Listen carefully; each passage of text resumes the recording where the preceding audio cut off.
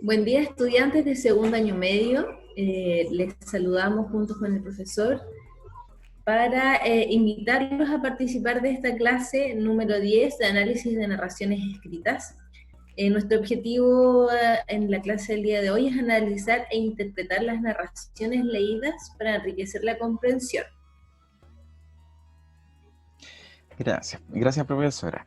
Sí, vamos a hacer un recordatorio de conceptos de análisis que hemos visto en los videos anteriores y que queremos que los tengan presentes para la actividad que les vamos a dejar en este video, porque les vamos a preguntar por todos estos aspectos. Así que con su cuaderno en mano ahí vayan anotando esto, por favor.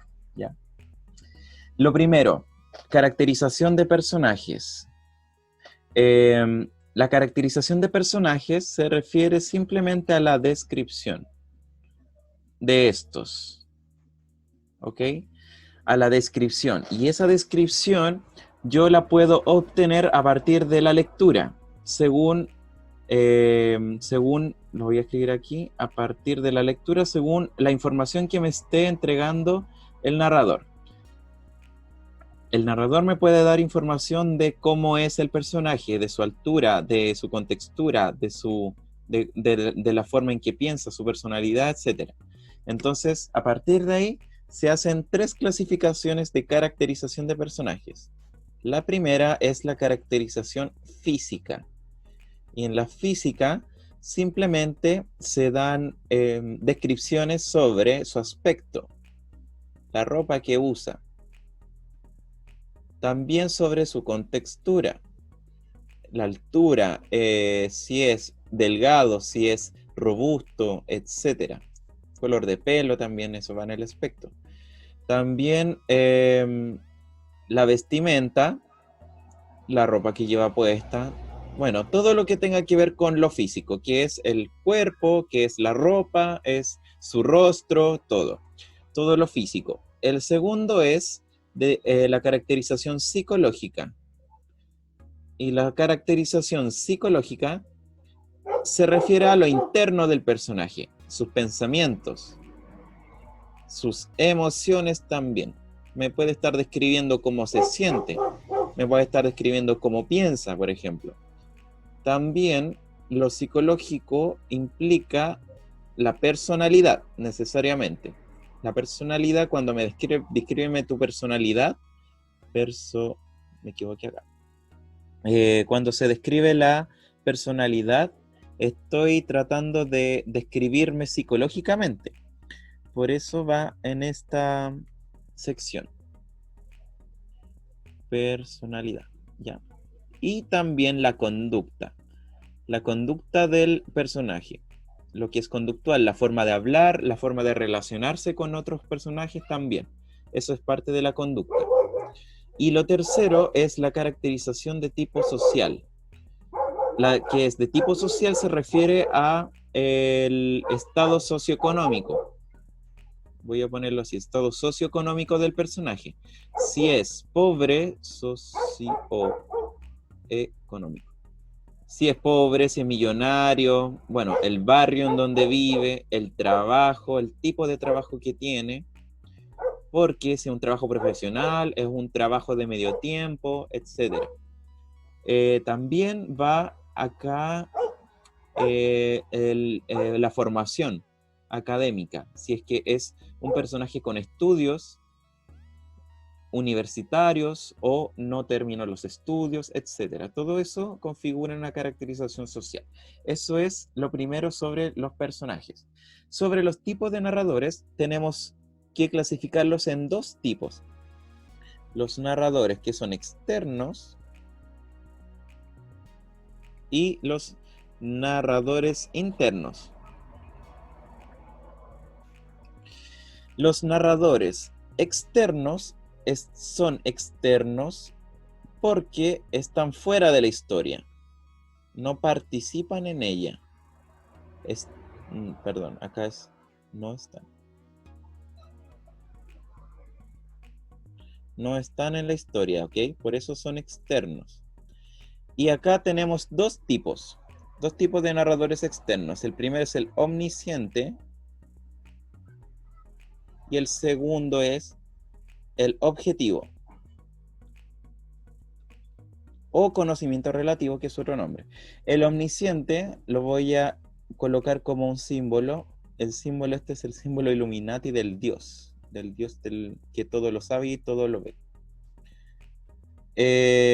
Para como expresar que es un narrador que sabe sobre los pensamientos y sentimientos de los personajes, del pasado y futuro de la historia, ¿ya? El omnisciente todo lo sabe, todo lo ve. Entendámoslo así simplemente, todo lo sabe y todo lo ve. En cambio, el narrador que es objetivo solamente cuenta cosas que son posibles de observar, porque eso es lo objetivo. Entonces solamente voy a colocar un par de ojos para representar esa idea. La idea del narrador objetivo es solamente contar cosas que se observan, ¿ya? Que se observan. Y lo que se observa no son los pensamientos ni los sentimientos de los personajes, ¿ya? Entonces solamente ve, solo cuenta lo que ve, solo lo ve, ¿sí? A diferencia de este que lo sabe todo. El objetivo no, solamente sabe lo que se ve, no sabe los pensamientos ni emociones de los personajes, solamente sus acciones. Los narradores internos son personajes, por eso están en la historia, por eso son internos, están en la historia. Están en la historia como personajes, por eso son internos, como decir. Y tenemos dos tipos también, que es el protagonista, el narrador protagonista, y el narrador que es testigo. El narrador protagonista es quien cuenta su propia historia. El narrador habla de sí mismo y habla de su propia historia. Quien narra es el mismo de quien se trata la historia, ¿sí? Además, hablan desde el yo. Esa es primera persona. El testigo también habla desde el yo. También es un personaje. Pero a diferencia del protagonista, el testigo no cuenta su historia. El testigo cuenta una historia que atestiguó o de la que fue testigo. ¿Ok? Entonces, este es el testigo que vio algo, ¿cierto? Voy a hacerlo bonito así. Pero está hablando de lo que hizo otra persona. Y esa otra persona es el protagonista de esa historia, ¿sí? Entonces, este es el testigo, pero solamente observa lo que hizo otro y ese de lo que hizo ese otro es la historia. Por eso es el testigo, ¿ya? Es solamente un observador que ve a quién hizo la acción y el protagonista es de quién se trata la historia. ¿Ok? Esas son las diferencias. Espero que se haya entendido bien esta primera explicación. Ahora se la dejo con la profesora Lisbeth, que nos va a hablar de los tipos de conflicto. Perdón, Andrés, gracias. Mira, ahora vamos a ver y entender los conceptos de análisis con los conflictos que tenemos. Como número 1, tenemos el personaje enfrentado a otros personajes. ¿Quiénes son los oponentes? ¿Qué ocurrirá si gana el equipo del protagonista? Bueno, para entender estas preguntas, lo que debemos comprender es que existen dos personajes, como había comentado el profesor anteriormente, ¿cierto? En este caso, cuando hay un enfrentamiento, tenemos un protagonista y un antagonista. Para entender el concepto de enfrentarse unos a otros, entendemos también y comprendemos que estos personajes tienen un conflicto y que se deben enfrentar unos a los otros para resolver este problema, ¿cierto? ¿Cómo van a resolver este problema? Eso nos va a ir contando la narración o la historia. La finalidad de comprender este concepto es que hay un enfrentamiento para resolver un conflicto, un problema, el clímax que se está desarrollando en esta narración. En la otra parte, pues bien, tenemos los personajes enfrentados a una situación externa o a una situación ajena. Entendamos las preguntas. ¿Cuál es la situación externa o circunstancia ajena? ¿Qué provoca que hagan los personajes? Pues bien, aquí hay una situación distinta porque estamos hablando de formas grupales también, o pueden ser también menos colectivas o de menos número, ¿cierto? Como lo habíamos entendido anteriormente. Sigue existiendo un problema, siguen existiendo los obstáculos, pero son las circunstancias ajenas lo que hace diferente al concepto anterior.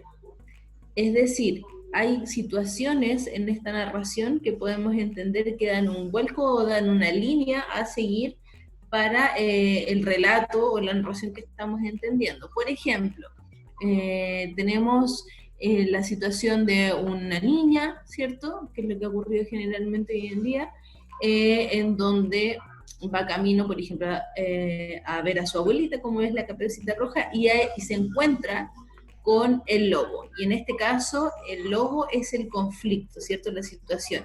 Es el motivo que lleva a entender qué es lo que pasa con este personaje el lobo para que se detone una secuencia distinta, ¿cierto? Porque en definitiva la Caperucita Roja lo que quería era llegar a la casa de la abuela y llevar los víveres que necesitaba en ese momento por la localidad en donde se encontraba. Sin embargo, la situación ajena es que aquí hay dos caminos, dos situaciones en donde se deben entender entre el lobo y la Caperucita Roja y detona una situación o un punto en donde la Caperucita Roja cambia el rumbo de la historia.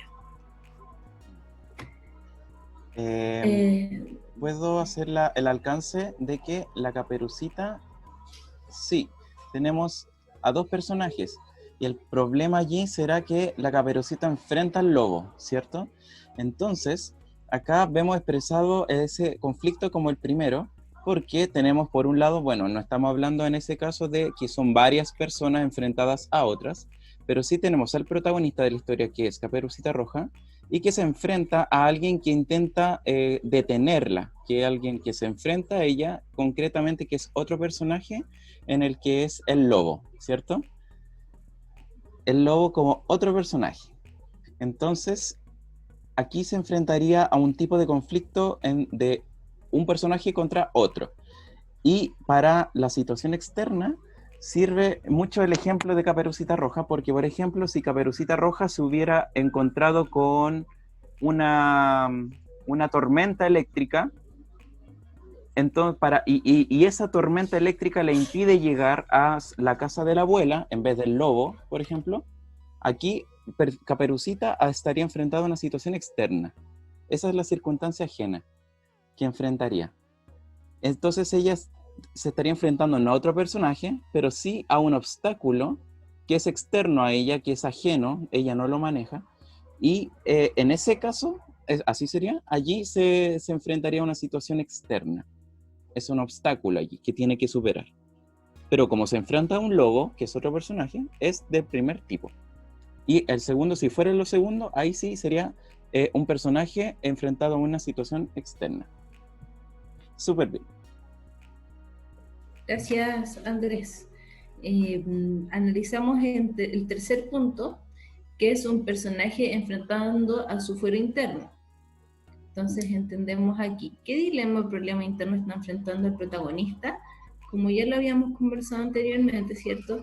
Generalmente enfrentar a su fuero interno son conflictos que genera el propio protagonista o el personaje, ¿cierto? En este caso generalmente se analizan situaciones como conciencias psicológicas, mentales o psiquiátricas, psíquicas, ¿cierto?, que manifiesta este personaje. Son conflictos que le hace resolver ciertas inquietudes a lo largo de la narración, que le hace tomar decisiones a lo largo de esta situación, ¿cierto?, y que no necesariamente son asertivas o no.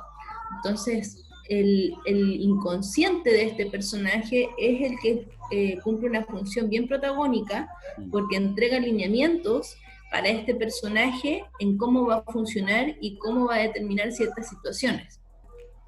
Generalmente, como bien se observa en la diapositiva, se enfrenta a miedos, hay problemas, hay dilemas consigo mismo, ¿cierto? y esto le da una connotación y una característica muy particular a este personaje, quien va a llevar la historia y va a poder desarrollar o tener distintos desenlaces, ya sea como él mismo o con los otros personajes que podamos encontrar, ¿cierto? Este mismo también se asocia a los conflictos que hemos encontrado anteriormente, con situaciones externas o en los mismos enfrentamientos unos con otros, ¿cierto? Este puede ser un detonador principal para que sucedan los conflictos anteriores.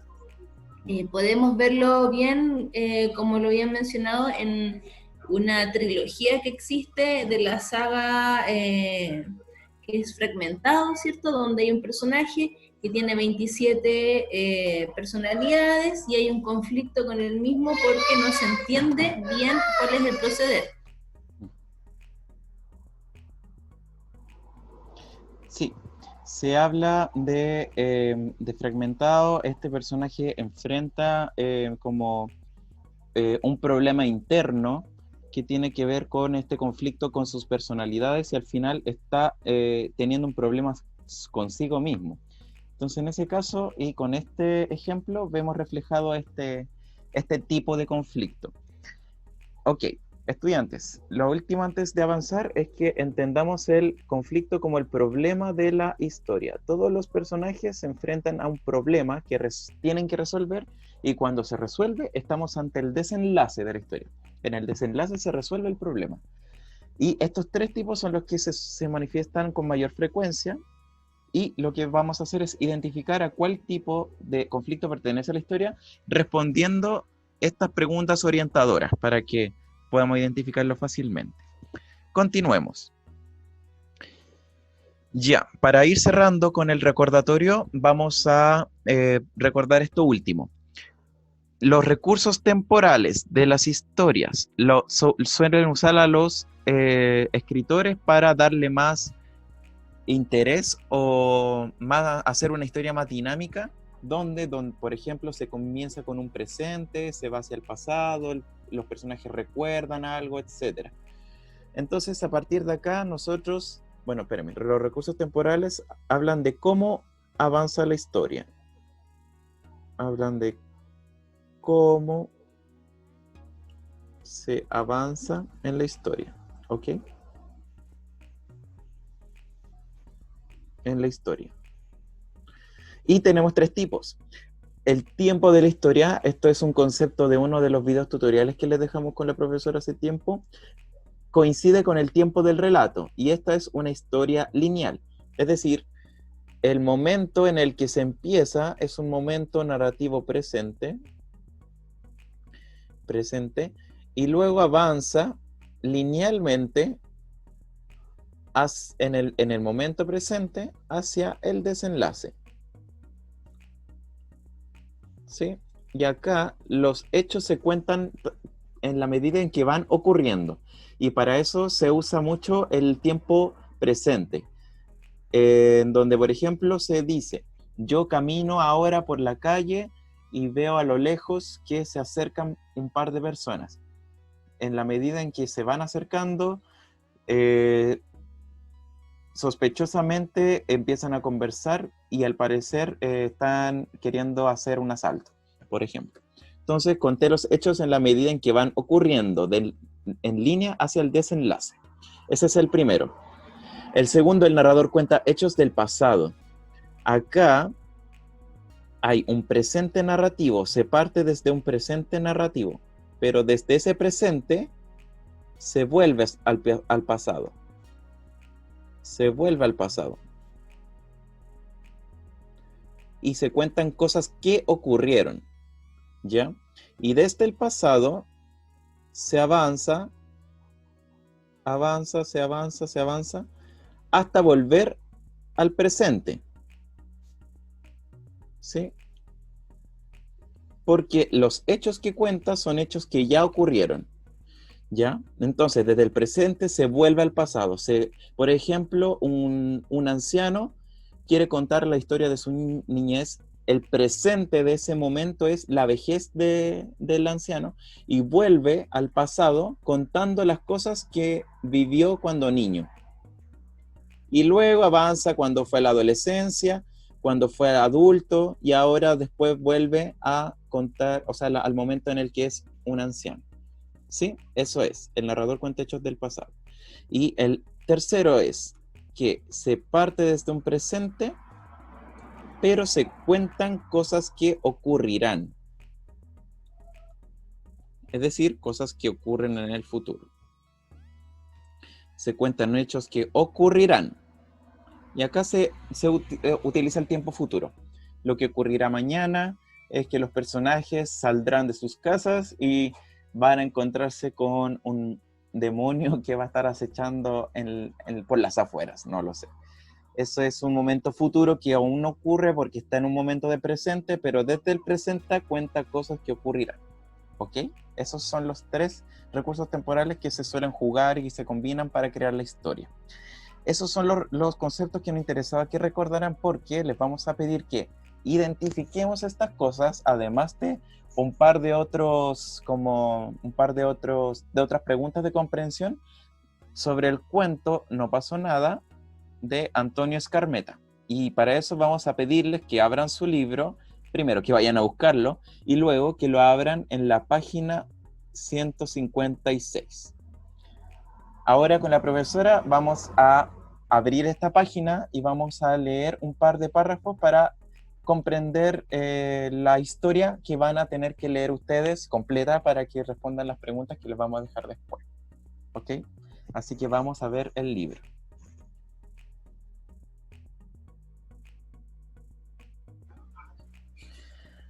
Ok, estudiantes.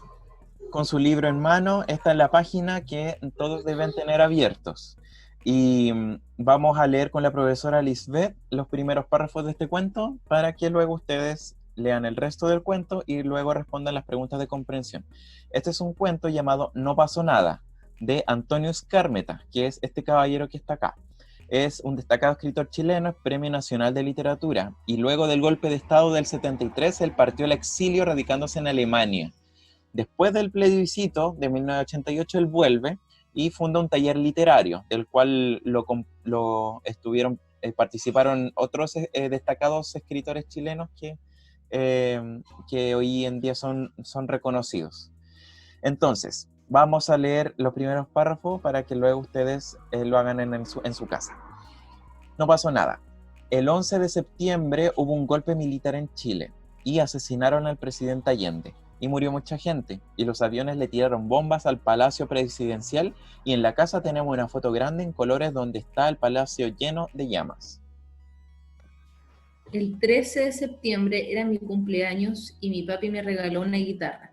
Yo entonces quería ser cantante. Me gustaban los programas musicales de la televisión y me había dejado el pelo largo, y con los amigos del barrio cantábamos en la esquina y queríamos formar un conjunto para tocar en las fiestas de los liceos. Pero nunca pude tocar la guitarra, porque el día de mi cumpleaños nos cambiamos a la casa de mi tía que estaba enferma, y a mi papá supimos que lo andaban buscando para llevárselo preso. Mi papá le escribió después a mi tía y le dijo que vendiera nomás la guitarra, porque a mi tía la echaron de su trabajo en el hospital. Allá en Chile despidieron a mucha gente de sus trabajos y las cosas ahora están muy caras. A mí ya no me importa que hayan vendido la guitarra y que nunca pude tocarla, porque ya no quiero ser más cantante. Ahora quiero ser escritor. En el colegio el profesor me dice que tengo pasta, pese a que no puedo escribir bien el alemán. Claro que yo pienso que eso tiene remedio, porque cuando llegamos con mi papi, mi mami y mi hermano chico, ninguno sabía hablar el alemán. Exacto. Ok, estudiantes, hasta acá solo llegaremos con la profesora y queremos responder la primera pregunta que sale aquí. Exacto. ¿Dónde se encuentra el narrador? ¿Por qué motivo se encuentra en ese lugar? Profesora. Bien, ¿Puedo ayudar? ¿Dónde se encuentra el narrador? Pues bien, entendemos que el narrador está en Alemania, ya no se encontraba en ese momento en Chile. ¿Y por qué motivos está ahí? Por el golpe militar y el exilio que sufrieron todos ellos con su familia. Por lo tanto, por eso llegaron a el país europeo, ¿cierto? Sí. Además, el narrador cuenta acá que está en el colegio, que el profesor dice tengo pasta. Tengo pasta es una expresión que dice tengo talento. El profesor le dice que tiene talento, pese a que no puede escribir el alemán. Entonces, porque menciona esto, menciona un idioma que se supone que está aprendiendo en un colegio en donde está en ese minuto, podemos afirmar que está en Alemania. Súper. Y como dice la profesora, como bueno, está el contexto del golpe de Estado, dice que su familia tuvo que salir. Entonces, ¿por qué él se encuentra en ese lugar? Porque tuvieron que salir por el exilio. Muy bien. Así que estudiantes, este es el tipo de preguntas que les vamos a dejar. Ahora presten atención porque les vamos a mostrar con la profesora las preguntas de comprensión para que las respondan en su casa. Ok, estudiantes, ya que hemos leído solo un fragmento en la primera parte del texto que deben leer, ¿cierto? De Skármeta, vamos a realizar las siguientes actividades. Pues lo importante es entender la instrucción de lo que debemos hacer, y es leer el resto de la historia, ¿cierto? Y responder las siguientes preguntas en tu cuaderno. Profesor. Ok, la primera es, el narrador del cuento es de tipo protagonista. Si es que ya se pudieron dar cuenta en el fragmento que leímos con la profesora. Pero ¿quién narra la historia? ¿Cómo se llama? Describe a este personaje según la información que encuentras en el cuento.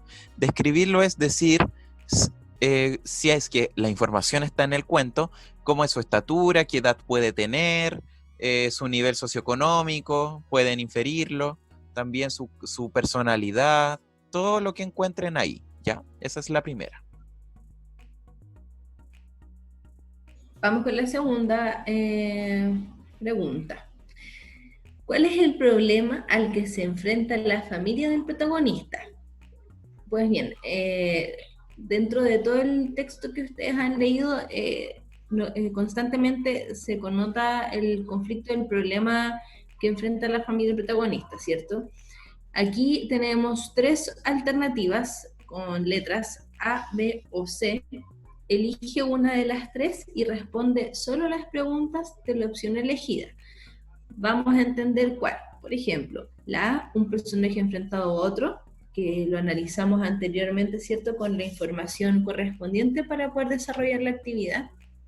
B, personajes enfrentados a una situación externa. C, un personaje enfrentando a su fuero interno, ¿cierto?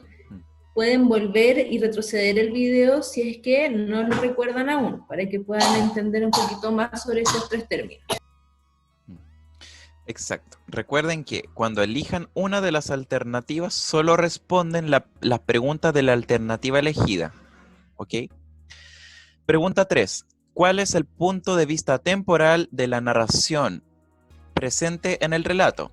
Acá, al igual que el anterior, solo deben elegir una alternativa y responder la pregunta solo de la alternativa elegida. El tiempo de la historia y el tiempo del relato coinciden. ¿Cómo te diste cuenta que el acontecimiento ocurre mientras lo relata el narrador? El narrador cuenta hechos del pasado. ¿Cuál es el presente narrativo y qué hechos pasados son los que cuenta el narrador? El narrador cuenta hechos que ocurrirán. ¿Qué es lo que dice el narrador que ocurrirá? Eso es lo que deben responder, pero solo de una de las opciones que elijan, ¿ya? Vamos con la cuarta actividad. Preguntas de comprensión sobre la historia. Bueno, aquí tenemos que entender el contexto, ¿cierto? Y sobre todo cuál es el motivo que tiene Skármeta también para presentar toda esta situación. Pues bien, la primera pregunta es, ¿cómo se presenta el tema de la migración en el cuento? Aquí tienen que analizar todo el contexto que se ha realizado en función de la época que vivió Chile en 1973, asociándola con toda la información que expresa Skármeta en estos fragmentos. Exacto. 5. ¿Qué problemas tiene el protagonista y su familia al llegar al nuevo lugar de residencia? Menciona al menos 3. El protagonista, después de la parte en donde terminamos de leer con la profesora, empieza a hablar de esto, de los problemas que tuvo. Entonces solo tienen que mencionar al menos 3. 6. ¿Por qué querían llevar preso al papá del narrador? Menciona las pistas que te permiten llegar a la respuesta. Pues bien, a lo largo de su lectura, ustedes idealmente tienen que, o tuvieron que haber subrayado ciertas pistas que pudieran entender preguntas a posteriori, ¿cierto? En este caso, vuelva al texto, repáselo, tome nota y anote el concepto que hará llegar su respuesta definitiva respecto de por qué querían llevar preso al papá del narrador. 7. ¿Cómo definirías el estado de ánimo de la familia una vez que se encuentra en Alemania? Aquí tienen que fijarse cuando el narrador empieza a hablar de su familia, de cómo llegaron, cómo definiría su estado de ánimo. De entusiasmo, de tristeza, etcétera. Eso lo tendrán que ver cuando lean el cuento completo. 8. ¿Qué entiendes por la expresión pobre pobre que usa el narrador hacia el final del relato? Piensa en qué visión de Chile comunica el narrador, ¿cierto? Aquí hay una situación importante que debemos conocer respecto de lo que el narrador quiere informar cuando está en Alemania y cuando llega aquí. Sí. Y la última pregunta, estudiantes, es realizar una comparación entre Chile y Alemania de acuerdo a lo dicho por el protagonista. Identifica 3 características de ambos países completando el siguiente cuadro. Uno sobre Chile y otro de Alemania, en donde identifique una característica de Chile, tres características y la misma de Alemania. El narrador hace una comparación entre ambos países, entonces tienen que ver lo que habla de Chile, de cómo es Chile y de cómo es Alemania. Esas son las preguntas de análisis y comprensión, estudiantes. Con la profesora vamos a llegar hasta acá. Recuerden sacarle foto a sus respuestas y para que luego nos las envíen por correo con copia a mí y a la profesora Lisbeth para que se las podamos revisar.